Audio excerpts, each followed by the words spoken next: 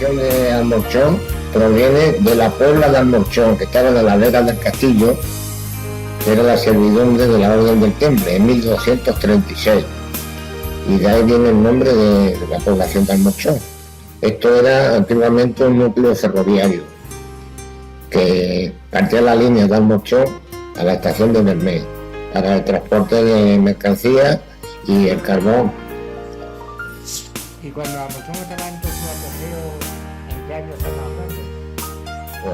Yo nací en el 52 en la estación de Arroyo de Malpartida, pero con 8 meses me trajeron aquí en Almorchón y tengo 72 años, o sea, que ya que sí conozco de parte de la historia. Almorchón llegó a tener 750 familias de ferroviarios. Aparte, llegó a tener pues 2.700, casi 3.000 habitantes, porque muchas familias vivían en vagones y en casas por aquí hechas de piedra y barro, porque no tenían vivienda. Y en el año 45 construyeron estas, que las entregaron en el año 50. De las primeras que entregaron fuimos nosotros. Yo, ya digo, con 8 meses vine aquí al Almorchón en el año 52. Cuando Almorchón estaba en su apogeo, ¿qué población podía tener? Entre trabajadores y gente Había cerca de 3.000 habitantes, vivían en vagones porque no habían vivienda, porque claro, aquí trabajaban en las carboneras a 3 turnos. Los carboneros venían de Cabeza del Buey, del Lechado, de la Nava, de Monterrubio, venían como podían a trabajar aquí a la carga y descarga del carbón en Almorchón. Almorchón tenía mucha vida, mucha. Tenía 5 bares, tenía un hotel con 35 dormitorios, tenía la cantina de la estación con fondas, daban comida a los viajeros que venían para hacer cambio de trenes según los viajes que realizaban, le daban comida y cena y se hospedaban en el hotel de calle de la carretera de Almorchón. La panadería pues también abastecía a todos los ferroviarios que vivían a lo largo de la línea, tanto de Córdoba como de Mérida como de Ciudad Real. Y luego también para el campamento militar que había en Artobá, que era un polvorín. Igual venían los soldados con un carro y 2 mulas, que no conocí de luz, venían aquí a Almorchón a comprar el pan, a los panaderías. La mercancía fundamental que más movía sería el carbón. Carbón, claro, porque aquí había un depósito de máquinas y había 3 talleres. Estaba el taller de material móvil, estaba allí en la estación, donde arreglaban los coches de viajeros. Luego estaba el taller de tracción, aquí en Vapor, aquí en Almorchón. Estaba aquí al lado de la reserva, que es donde arreglaban las máquinas. Antiguamente las máquinas de vapor, luego ya las adaptaron a fuel oil, hasta que empezaron a venir también las trastrineros de Córdoba. ¿Comercio era el economato el único o había más tiendas? Había más tiendas. Allá abajo en la carretera estaba Ángel Hidalgo, que la mujer era de Calderón de apellido, Antonio. Tenía la centralita de teléfono, tenía carnicería, tenía comercio de comestibles, y luego estaba Tomás el carnicero, tenía carnicería también, y su hijo Pepe tuvo carnicería y tuvo también comercio de comestibles. Estaba también la paca. ¿Había ayuntamiento en Almorchón? ¿Tenía su ayuntamiento? También había un alcalde pedáneo y tenía un municipal. Un alcalde municipal, pero el edificio de ayuntamiento no había. No. Pero nosotros, para todos los efectos, éramos vecinos de Cabeza del Buey. Aquí luego también había un cuartelillo que habían 3 números de oficiales de la Guardia Civil, más luego los sorteros, se quedaban, tenían una vivienda adaptada como cuartel. En la estación estaba el cuartelillo, tenía las oficinas y tenían 3 calabozos para los presos que traían en los trenes, de un tren a otro los encerraban en los 3 calabozos que había allí. Había estafeta de correo, estaba el paquete express. Almorchón tenía mucha vida. En Almorchón, en la estación solamente eran 65 empleados, habían 2 jefes de estación. Teníamos médicos, teníamos practicantes, teníamos sacerdotes, casa parroquial.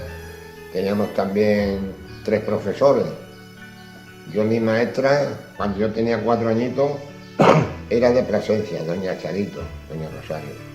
Y luego estaba doña Manola Calvo, que era la profesora de las niñas mayores. Y luego estaba don Rafael Rubio, que era de la Roda natural de la Roda de Albacete. Vino con 24 años aquí en el Morchón y falleció con 86 años, toda su vida en el Morchón.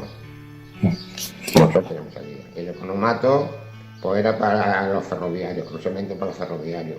El 1 de mes era para los almorchoneros. Los demás días para las distintas líneas, tanto la de Córdoba como la de Ciudad Real y Mérida. Venían a comprar ya el economato del Morchón. Y luego también tenían para ocio, tenían un salón de baile o algo, había una verbena.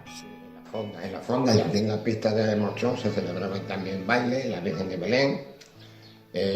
Cuando entraba la Virgen de Belén ponían las locomotoras en la vía y... Las mismas locomotoras que estaban aquí acá en los fosos de la plaza giratoria, los chavales se subían a las máquinas porque estaban funcionando.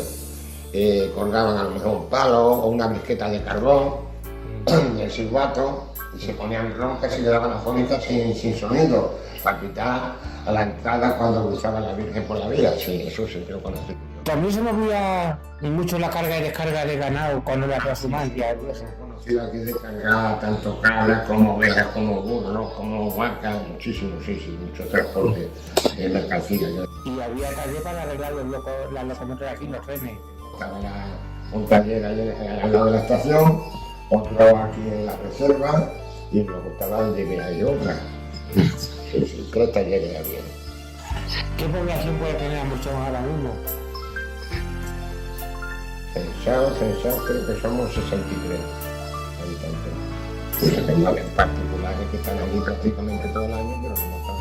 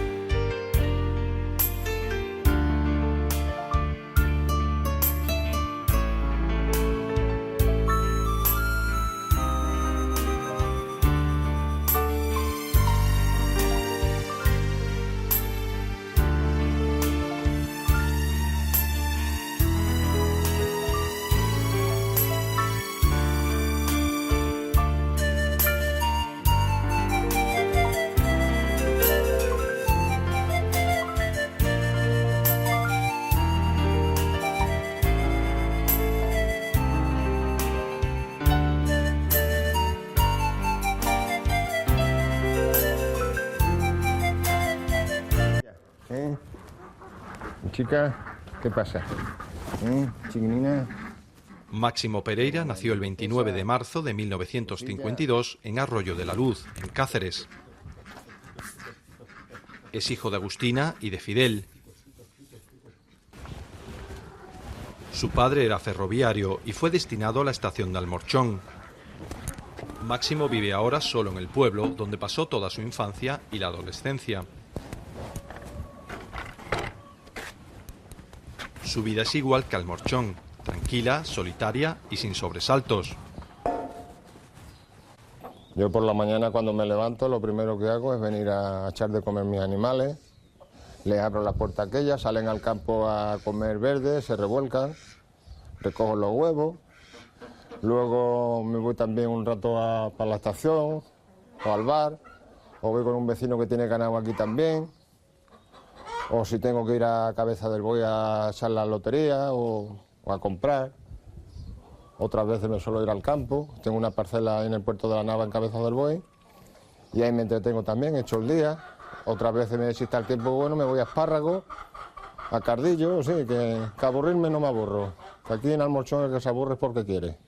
Yo los 24 años que llevo todavía no sé lo que es aburrirse.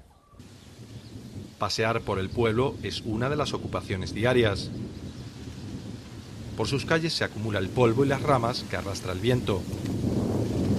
En la mente de Máximo se amontonan innumerables recuerdos.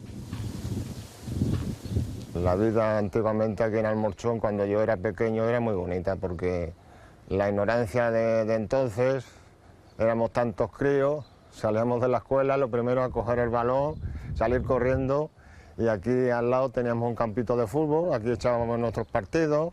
Fue el único profesor que yo he conocido aquí desde pequeño, que falleció en el año 85 con 85 años ya. Que fue un buen profesor, de aquí salieron grandes eminencias, tanto para ferrocarriles, Guardia Civil, Policía Armada, de todos los oficios. Era un gran profesor. Ahora entraremos dentro de la escuela para ver lo poco que queda de ella. Los días de clase se cerraba esta puerta de corredera y se quedaba anulada de la capilla, y ahí es donde impartían las clases la profesora, y esto era la capilla. Entrar en la escuela o en el antiguo horno es toda una aventura. Todo huele a pasado. Aquello quedó intacto tras el abandono del pueblo, como una pequeña Pompeya que la lava hubiese detenido en el tiempo. Aunque pueda parecer lo contrario, Máximo no se aburre.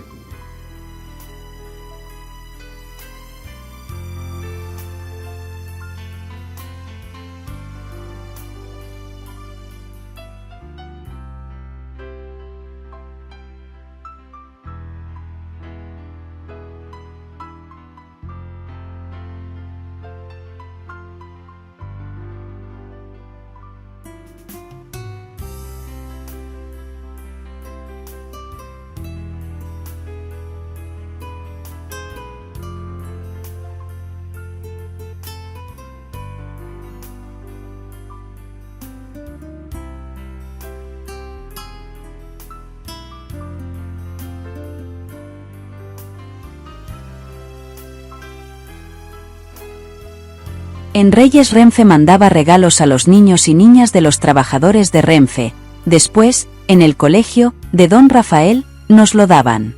Había regalos para niños y niñas, muñecas, canicas, balones, camiones, pelotas de colores y un montón de cosas más. No veáis la ilusión que nos hacía cuando nos nombraban e íbamos mirando para coger lo que nos gustaba.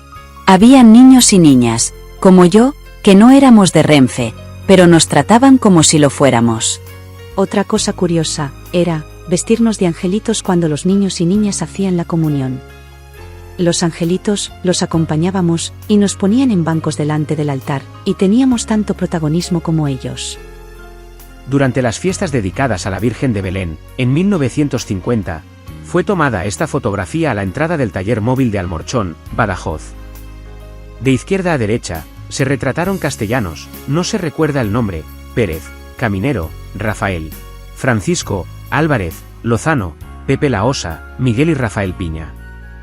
Vuestro remitente, Antonio Caminero, desea dar un fuerte abrazo a todos estos amigos y vecinos de Almorchón.